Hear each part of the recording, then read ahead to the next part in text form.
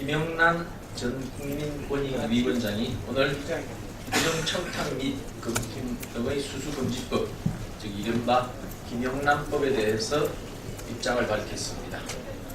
김 전 위원장의 의견을 기본적으로 존중하면서 앞으로 국회에서 필요하다면 보완하는 과정에서 잘 참고하겠습니다. 무엇보다 김 전 위원장이 이 법의 적용 대상이 민간 분야로 확대되는 데에 위헌이라고 생각하지 않는다고 밝힌 것은 국회의 뜻을 존중하고 이해를 해준 것으로 평가하고 환영합니다. 언론의 자유가 침해되지 않도록 특단의 조치가 마련되어야 한다는 점에도 공감을 표합니다. 공직자 이해충돌 방지 부분이 빠진 것과 관련해서는 앞으로 국회에서 보완하는 과정에서 추후 논의할 여지가 있다는 점을 말씀드립니다. 적용 대상 중 가족 범위를 배우자로 한정한 것이 아쉽다는 평가에 대해서는 부작용을 줄이기 위해 국회도 깊이 고민한 결과라는 점을 이해해 주셨으면 하는 바람입니다. 죄송합니다. 이 부분만 다시 듣겠습니다. 적용 대상 중 가족 범위를 배우자로 한정한 것이 아쉽다는 평가에 대해서는 부작용을 줄이기 위해 국회도 깊이 고민한 결과라는 점을 이해해 주셨으면 하는 바람입니다. 테러방지법 4월 국회에서 반드시 처리해야 합니다. 비무장 민간인 대사가 서울 한복판에서 공격당하는 전대미문의 사건이 벌어졌습니다. 이번 미 대사 백주 테러는 대한민국이 더 이상 테러 안전지대가 아니라는 사실을 여실히 드러냈습니다. 그런데 테러범 김기종 씨와 같은 요주의 인물을 처벌하거나 관리할 법적 근거가 없다는 사실은 풍탄스럽습니다.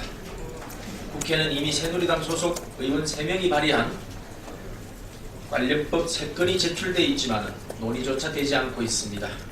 이들 법안의 표류로 테러 방지는 고사하고 테러범에 대한 강력한 처벌도 어려운 실정입니다.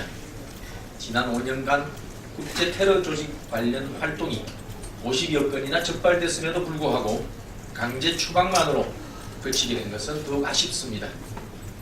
야당은 국정원의 권한 남용과 인권 침해가 우려된다는 이유를 내세워 테러방지법에 부정적인 입장을 보이고 있습니다. 테러범의 인권이 일반 국민의 인권보다 중요할 수는 없습니다. 야당이 우려하는 부분에 대해서는 충분한 안전장치를 두면 될 일입니다.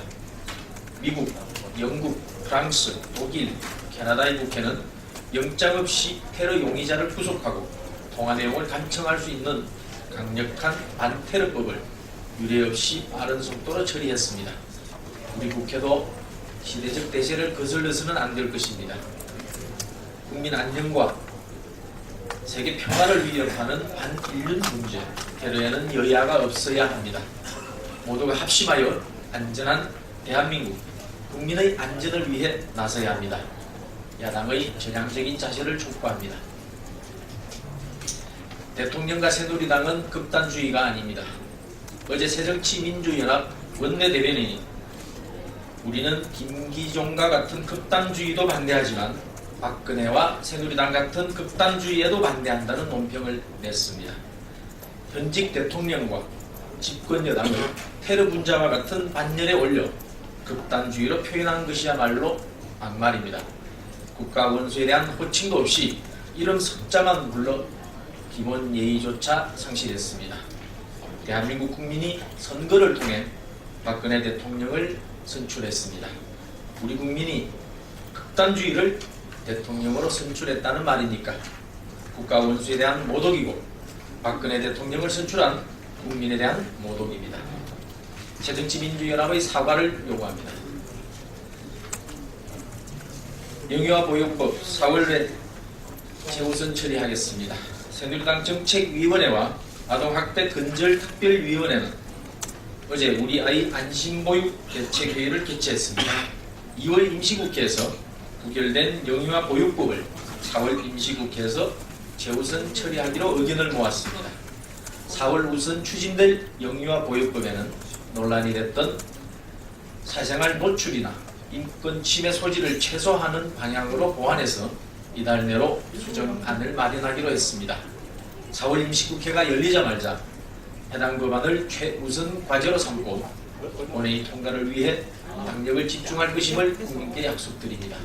새누리당은 책임있는 집권여당으로서 지난 2월 국회에서 이 법안을 제대로 처리하지 못한 점에 대해 국민 여러분께 사과드립니다. 두 분 실망시키지 않겠습니다. 새정치민주연합도 영유아 보육법을 4월 임시의 1순위 법안으로 법은 만큼 여야 합의로 처리하는 모습을 보여드리겠습니다.